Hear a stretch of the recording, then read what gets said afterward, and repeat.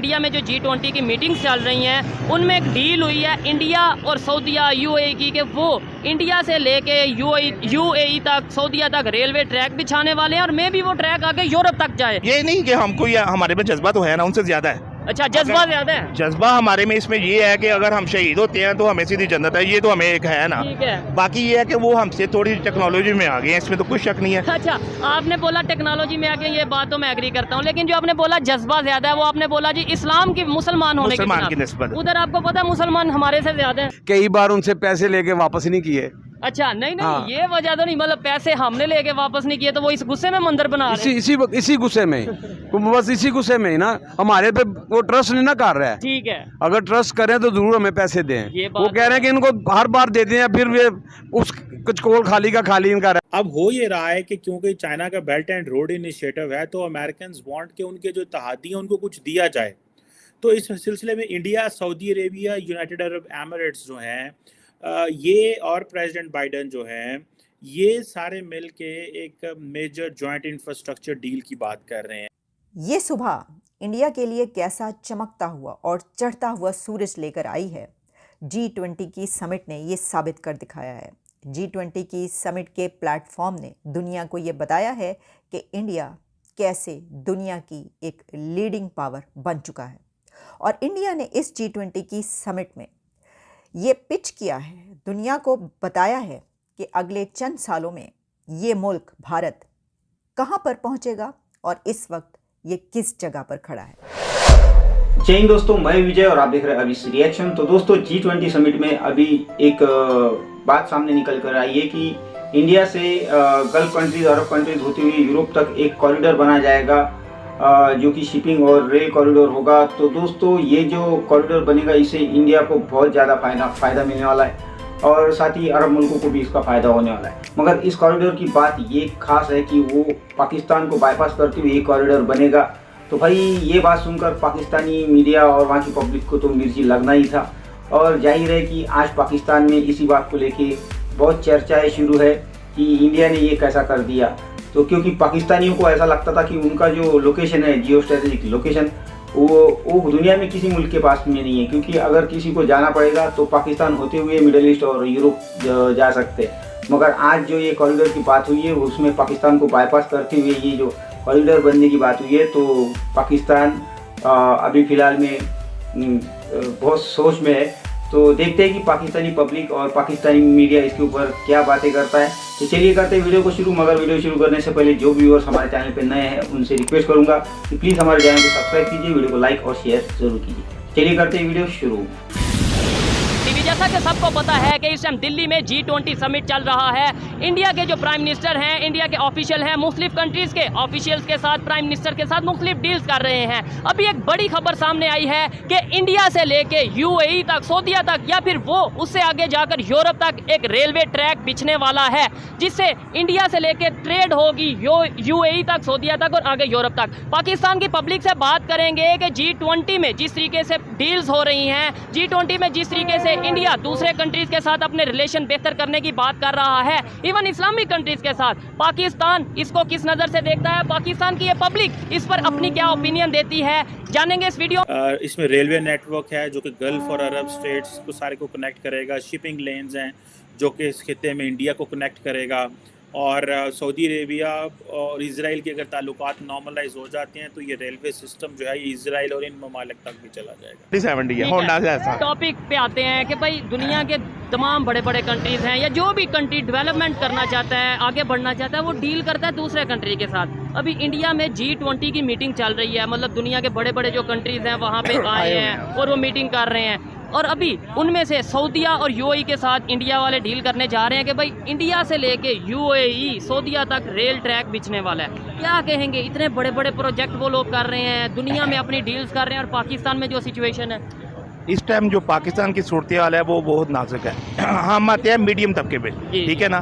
तो जो नीचेला तबका है और जो बहुत ऊपर वाला तबका है वो फिर भी सुकून में है। क्यों? वो मांग भी सकते हैं, वो और भी काम कर सकते हैं। देखिए, एक मैं बात करूँ, अल्लाह माफ करे, मैं किसी की हर्ट नहीं करना चाहता, ऊपर वाला ज्यादा मांगते हैं, जो हमारे पॉलिटिशियन है वो तो अरबों खरबों में मांगते हैं ना, डॉलरों में, बल्कि अरबों खरबों डॉलरों में। हम जो है ना स्पेस पर, जिसको अपनी इज्जत भी प्यारी होती है, और घर के निज़ाम भी चलाने होते हैं और सारे मामले करने होते हैं और हाथ भी नहीं ऐसे करना था, वो ज़्यादा मुश्किल में इस टाइम फंसा मुश्किल होगा में आते हैं। बाकी ये जो आपके एक पर्सन की, अब मेरी है ना तो हालात ख़राब हैं, आपके तो हालात टाइट हैं, उनके तो हालात, तो इसी तरह चलता चलता जो दायरा ना वो बढ़ता बढ़ता पूरे मुल्क के हालात ख़राब हैं, पूरा कंट्री के हालात पूरे खराब कंट्री के है। हालात हैं। लेकिन सवाल ये है, मैं जो कर रहा हूँ कि मतलब टॉपिक ये है कि भाई वहाँ पे जो डील्स हो रही हैं, देखिए ना उनकी माशी हालत देख लें और हमारी देख लें। अब किसी ने इन्वेस्टमेंट करना है, अब मेरे पास मेरे शॉप है, जी जी अगर वो आपको कुछ नजर आएगा तो आपने उसमें इन्वेस्टमेंट करनी है, बिल्कुल ऐसे नहीं तो ही है। आपने नहीं करनी। ऐसे ही है। अब मेरे पास लाख रुपया मेरे पास हो, आप करोड़ की इन्वेस्टमेंट किस तरह करेंगे? अब चीज़। वो अगर इंडिया में जाके कर रहे हैं G20 या जो भी है, तो उसमें उनको नजर आ रहा है कि इंडिया से हमारी इन्वेस्टमेंट हमें फ़ायदा देगी मुस्तकबिल में, ठीक हो हम अब अरबों खरबों डॉलर्स में से कमाएंगे, जैसे भी मामला उनका है। हमें देंगे तो हमसे पैसे वापस किससे लेने हैं? दोस्तों डिविडेंड्स आना शुरू हो गए हैं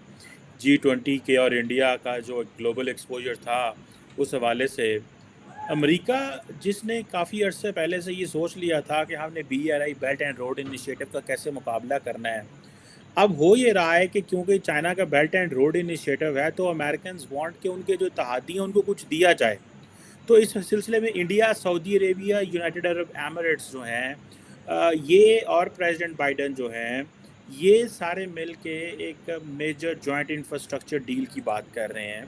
और इसमें ये रेलवे प्रोजेक्ट जिसे वो कहते हैं ना कि लेके आ रहे हैं, जो कि बड़ा सिग्निफिकेंट है, और ये एक ट्रांसपोर्ट नेटवर्क है, आप समझ लें। G20 की समिट ने ये साबित कर दिखाया है। G20 की समिट के प्लेटफॉर्म ने दुनिया को ये बताया है कि इंडिया कैसे दुनिया की एक लीडिंग पावर बन चुका है। और इंडिया ने इस G20 की समिट में ये पिच किया है, दुनिया को बताया है कि अगले चंद सालों में ये मुल्क भारत कहाँ पर पहुँचेगा और इस वक्त ये किस जगह पर खड़ा है। हमारे तो मतलब वो सिक्योरिटी पहले देखते हैं कि पहले जहाँ पे देखती है, पैसा इन्वेस्टमेंट फिर इन्वेस्ट करते ठीक हो हैं, गया। पहले सिक्योरिटी देखती है वो। ऐसा ही है। अच्छा, चाइना की अगर बात करें, वो क्यों नहीं हमें, वैसे तो देखें इंडिया और चाइना की इस टाइम टसल चल रही है, मुकाबला चल रहा है, कंपटीशन चल रहा है। आपको क्या लगता है कि इंडिया चाइना को बीट कर देगा जिस तरीके से वो इंटरनेशनल लेवल पे अपना इमेज बना रहा है, जिस तरीके से इंटरनेशनल लेवल पे वो कंट्रीज के साथ मिलके चल रहा है? देखिए टक्कर तो दे सकता ठीक है, है। लेकिन इंडिया अभी स्ट्रगल कर रहा है।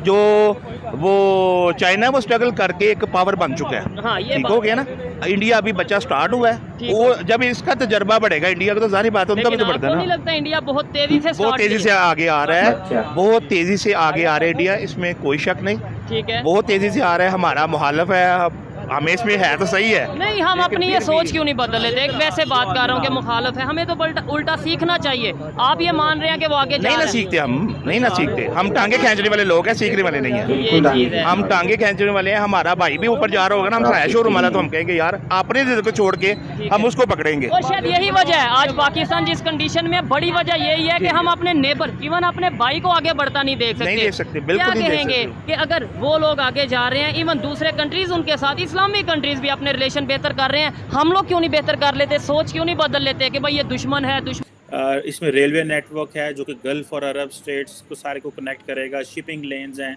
जो कि इस खिते में इंडिया को कनेक्ट करेगा, और सऊदी अरेबिया और इजराइल के अगर ताल्लुकात नॉर्मलाइज हो जाते हैं तो ये रेलवे सिस्टम जो है ये इजराइल और इन ममालिक तक भी चला जाएगा। बिल्कुल। इससे पहले आपको याद होगा अमेरिका, सऊदी अरेबिया, UAE और इजराइल, ये 4 मुल्कों का एक I2U2 बना था।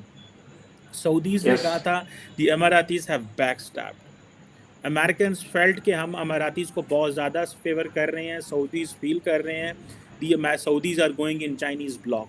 That is why the Iran and Saudi rapprochement भी चाइनीज़ ने करवाया था, एंड देन एक बड़े पैमाने पे इनके बायलैटरल डील्स भी हैं। अब ये जो चीज़ें हैं, ये इसका मुकाबला करने के लिए जिसे वो कहते हैं ना, ये एक बड़ी डील भी सऊदी अरब को करने हैं ताकि सऊदी अरब और बाइडन के दरमियान जो है वो ताल्लुकात नॉर्मल हों। याद होगा बाइडन साहब ने कहा था मैं सऊदी अरब को पराया स्टेट बना दूँ। एंड शिपिंग प्रोजेक्ट अनाउंस कर दिया गया है, वो कि अभी ऑफिशियली अनाउंस नहीं किया गया, और ये कहा जा रहा है कि अब से चंद घंटों के बाद जब प्रेसिडेंट जो बाइडन और प्राइम मिनिस्टर नरेंद्र मोदी के बीच साइडलाइन मीटिंग होगी तो उसमें shipping and rail corridor announce किया जाएगा ऑफिशियली। लेकिन चंद घंटों के अंदर ही इसकी तमाम डिटेल सामने आ गई हैं। मैं ये समझती हूँ कि ये shipping and rail corridor India की चाइना को शतरंज की बाजी पर एक बहुत बड़ी मात है। ये shipping and rail corridor India को गल्फ कंट्रीज़, अरब कंट्रीज़ से लेकर यूरोप तक बराह रास्त ट्रेड के लिए ऐसे मिला देगा कि फिर आप देखेंगे कि अभी इंडिया की जिस ट्रेड की गूंज दूर दूर तक है वो कहाँ पर पहुँच। मैंने ये सोच खत्म क्यों नहीं कर मेरे अपनी जो है ना, मैं कहता हूँ कि हम ना इस पोजीशन में हैं कि उनसे लड़ सके, ना ही समझे कि ये नहीं कि हमको या हमारे में जज्बा तो है ना, उनसे ज़्यादा है। अच्छा, जज्बा ज़्यादा है। जज्बा हमारे में इसमें ये है कि अगर हम शहीद होते हैं तो हमें सीधी जन्नत है, ये तो हमें एक है ना। ठीक है। बाकी ये है कि वो हमसे थोड़ी टेक्नोलॉजी में आ गए हैं, इसमें तो कुछ शक नहीं है। अच्छा, आपने बोला टेक्नोलॉजी में आके, ये बात तो मैं एग्री करता हूँ, लेकिन जो आपने बोला जज्बा ज्यादा है, वो आपने बोला जी इस्लाम की, मुसलमान होने मुसलमान की निस्बत। उधर आपको पता है मुसलमान हमारे से ज्यादा है। बिल्कुल ज्यादा है, लेकिन तो जो फिर जंग में आएंगे ना हमारे सामने, हाँ। वो हिंदू ही आएंगे, मुसलमान बहुत कम कम्युनिटी मुसलमान नहीं आएंगे। पहले नंबर पे तो होनी नहीं ना चाहिए जंग। होनी ही नहीं चाहिए, ये तो कह रहा हूँ, होनी ही नहीं चाहिए। हमें इनके साथ भी कारोबारी रिलेशन बनाने चाहिए, सारी दुनिया के साथ बनाने चाहिए। ऐसा ही है। हमें हमारा जो एक इमेज बना हुआ है ना कि जी इस्लाम एक शिद्दत पसंद मजहब है, उसको पहले तो खत्म करना चाहिए ना। ये चीज ऐसे ही है। और वो कैसे खत्म होगा जब हम ऐसी स्टेटमेंट देंगे कि भाई हम जंग करना चाहते हैं, हम किला लाल किले पे झंडा लहरा देंगे इस्लाम का। ये वो तो देखे ना, ये मुंह पर बोले, फिर जब आपस में लगती हो ना पड़ोसियों की, तो फिर उसमें थोड़े थोड़े होते हैं मामला, इश्यूज आ जाते हैं। लेकिन मैं चाहता हूँ कि हमारा ऑल वर्ल्ड पे हमारे रिलेशन बनने चाहिए उनसे। बिल्कुल। एक इस्लाम का जो इमेज है वो बेहतर होना चाहिए, वो है बेहतर, हमने गंदा किया हुआ है। मतलब हम जो बड़े ठेकेदार बनते हैं, उसने गंदा किया हुआ है, हमारा कसूर है। वैसे तो इस्लाम जो है, इसमें इस जैसा मजहब पूरी दुनिया में, पूरी कायनात में ना कोई है, ना आने वाले वक्त में क़यामत तक आएगा। मजहब की रिस्पेक्ट करनी बिल्कुल, चाहिए। करें जी, करें। इंडिया में G20 की मीटिंग हो रही है। G20 का पता होगा आपको कि 20 पावरफुल जो कंट्रीज है उनका ग्रुप होता है। वहाँ पे डील हो रही है जी, इंडिया से लेके UAE तक, सऊदीया तक रेलवे ट्रैक जाएगा, ये होगा। हमारे यहाँ पे कौन सी डील्स हो रही हैं? हमारे यहाँ पर तो बस यही डील हो रही है कि मुल्क जो है वो जो पस्ती की तरफ ही जा रहा है। ठीक है। मुसलसल महंगाई रोज बरोज बढ़ रही है। ठीक हो गया। तो यही कोशिश है कि मतलब यही सिचुएशन है सर। ये देखें, अब ये हर एक को पता है, कोई बच्चा है, कोई बड़ा है, कोई बूढ़ा है, कोई बुजुर्ग है, हर एक को पता है कि भाई पाकिस्तान के हालात नहीं ठीक। हम लोग क्यों नहीं रिलेशन अभी भी बेहतर कर लेते हैं? हमें बहुत सी चीज़ों में फ़ायदा मिल सकता है। बिल्कुल मिल सकता है, लेकिन हमारे सियासतदान में इसमें नहीं हिस्सा करते ना। देखिए ना, मैं थोड़े 2-3 के नाम लूँगा, सबकी लूँगा ताकि किसी को नजरदारी आया, उसने कहा नवाज शरीफ चोर, उनके खिलाफ केस शुरू हो गए। नवाज शरीफ आया, उसने दूसरों के खिलाफ किए। इमरान साहब आए, उन्होंने बजाय इसके कि वो तरक्की की राह पे मुल्क को गामजन करें, जी नवाज शरीफ चोर है, ये ले गया, वो ले गया, यानी कि हम दूसरों पे कीचड़ उछालते हैं और उनके पीछे लगे रहते हैं। सर नहीं, दूसरों पे नहीं, एक दूसरे पे उछालते हैं। जिसकी हुकूमत आती है ना, वो दूसरों को कहता है, छोटे क्लियर करता है, नैब के केस बनवा देते हैं। वो आता है, वो अपने माफ करवाता है, अगले के बना देता है। हम इसी स्ट्रगल में हैं कि हमारे बैंक बैलेंस बढ़ जाए। हमारे जो पॉलिटिशियन हैं उनमें और इंडिया वालों के पॉलिटिशियन में कोई फर्क है? कोई सोच में फर्क है, उनके लोगों की सोच में? मैं समझता हूँ कि इंडिया में ज्यादा करप्शन है हमारी। क्यों? वो सुबह पर ज्यादा है, मुल्क हमसे बड़ा है। और हमारा देखे 4 अगर रिजल्ट आए तो उनके तो 20-25 हैं, जितने भी हैं 24 है कि 26 है। ठीक हो गया। तो वो यही चीज है। ऐसी उनमें करप्शन ज्यादा है, उनमें हर चीज की रेशो हमसे ज्यादा है। ठीक है। चोरी की भी ज्यादा होगी, लेकिन वो मैं समझता हूँ कि मोदी के आने से ना, ये जो नरेंद्र मोदी है, इसके आने से इंडिया ने जितनी तरक्की की है, मेरा नहीं हाल पिछले किसी सालों में की हो। बिल्कुल। ये देखें, और हमें यहाँ पे क्या बताया जाता था कि भाई ये चाय वाले हैं या चाय वाले, वो देखे ना, आज वो देखें, वो चाय ऐसा तो आप नहीं कहेंगे ऐसा चाय वाला हमें भी दे दो। बिल्कुल होना चाहिए, अपने ज़हन को मुतमिन करना है ना। ठीक है। अब अपने ज़हन को हम मुतमिन करके कुछ भी कह सकते हैं। आप पीछे ना देखे, एक सोशल मीडिया पे इंडिया ने चांद पे कदम रखा। बिल्कुल रखा। अब हम क्या कह रहे हैं, सोशल मीडिया पे एक ट्रेंड बन गया कि जी नहीं जी, चांद हमारे लिए मुकद्दस है, उसमें हम कदम रख ही नहीं सकते। एक दिल को तसल्ली देने वाली बात है ना। यही बात तो भाई आप भी टेक्नोलॉजी में आगे बढ़ो, आप भी करो मुकाबला, इकानमी करो, आप टेक्नोलॉजी से मुकाबला करो। आप देखिए, हिंदुस्तान हमें कितनी जगहों पर हमें पीछे छोड़ गया। हम अपना वो बांग्लादेश जिसको हमने अपना बैगेज उतारा कि ये बिल्कुल बेकार बैगेज है, वो हमसे आगे निकल गया। आप श्रीलंका को देखें, आप सिंगापुर को देखें, आप चीन को देखें, आप जनूबी कोरिया को देखें, जो जिसे 60 की दिहाई में हमारा जो ब्लूप्रिंट वो चुराया है और हम आज पीछे रह गए। अभी भी अगर हम if we are not prepared to learn a lesson from history, then God help us.